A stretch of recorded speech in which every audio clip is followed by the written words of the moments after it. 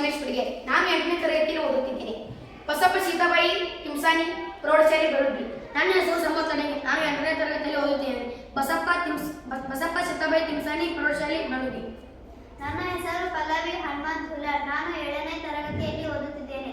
CM Desai ಆಂಗ್ಲ ಮಾಧ್ಯಮ ಹಿರಿಯ ಪ್ರಾಥಮಿಕ ಶಾಲೆ ಜೈನಾಪುರ.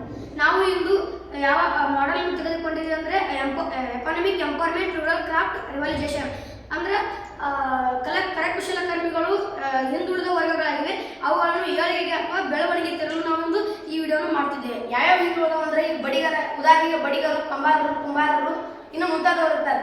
ಈಗ ಬಡಿಗರ ಉದಾಹರಣೆ ನೋಡ್ರೆ ಇದೊಂದು ಗೊಂಬೆ ಐತಿ. ಇದು ಕಟ್ಟಿಗೆಯಿಂದ ಮಾಡಿದಾಗೈತಿ.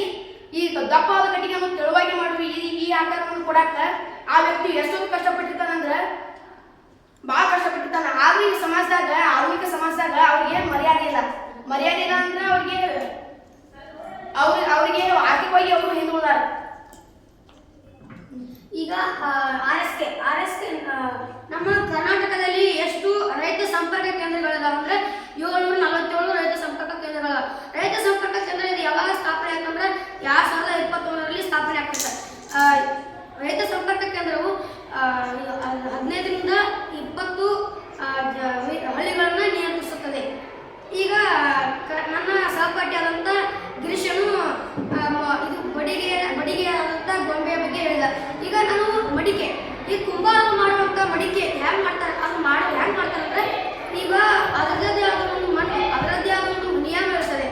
ಆದ ಕಾರಣ ಅದನ್ನು ಬಂಡೆಯ ಈಗ ಹಸುಗಳು ಒಯ್ಯುವಂಥ ಬಂಡೆಯ ಗಾಲಿನ ತೆಗೆದುಕೊಂಡು ಅದರ ಮೇಲೆ ಈ ಮಣ್ಣನ್ನು ಕಲಿಸಿ ಹದಗೊಳಿಸಿ ಅದನ್ನು ಒಂದು ಇದೊಂಥರ ಅದು ಡಿಸೈನ್ ಮಾಡಿ ಅದಕ್ಕೊಂದು ಆಕೃತಿ ಕೊಡುತ್ತಾರೆ.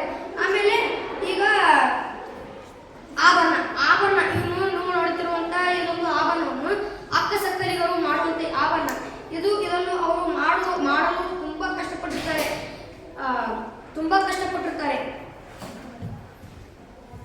ಈಗ ಮತ್ತೆ ನೇಯ್ಗಾರರು, ಇದನ್ನು ಅವರು ಕೈ ಚಮತ್ಕಾರದಿಂದ ಹೇಗೆ ನೇಯ್ದಿದ್ದಾರೆ ಎಂದರೆ ನೋಡಲು ಎಷ್ಟು ಸುಂದರವಾಗಿದೆ. ಆದರೂ ಅವ್ರಿಗೆ ಈಗ ಅವರು ಹಳ್ಳಿಗಳಲ್ಲಿ ಈಗ ಇಂಥ ಕೆಲಸಗಳನ್ನು ಮಾಡುತ್ತಾರೆ.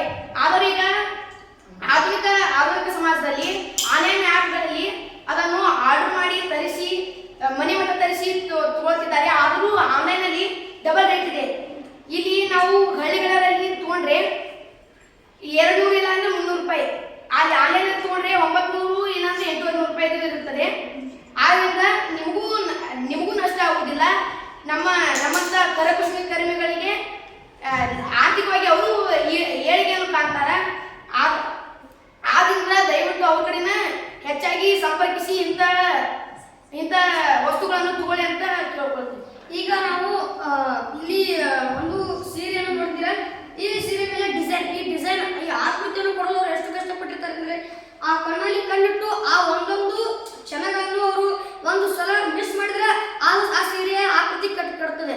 ಆದ ಕಾರಣ ಅವರು ಕಣ್ಣಲ್ಲಿ ಕಣ್ಣಿಟ್ಟು ಈ ಡಿಸೈನ್ ಅನ್ನು ತೆಗೆದು ಅವರು ಸ್ವಲ್ಪ ಅವರಿಗೆ ಏಳಿಗೆಗೆ ಬರುವಲು ನೀವು ಸಂಪರ್ಕಿಸಬೇಕು. ಈಗ ಉದಾಹರಣೆಗೆ ಗ್ಲಾಸ್, ಇದನ್ನು ಕರಕುಶಲಕರ್ಮಿಗಳನ್ನ ಮಾಡ್ತಾರೆ. ಆದ್ರೂ ಈಗ ಆಗ ಹೇಳಿದಂಗೆ ಆನ್ಲೈನಲ್ಲಿ ತರಿಸ್ತಾರೆ.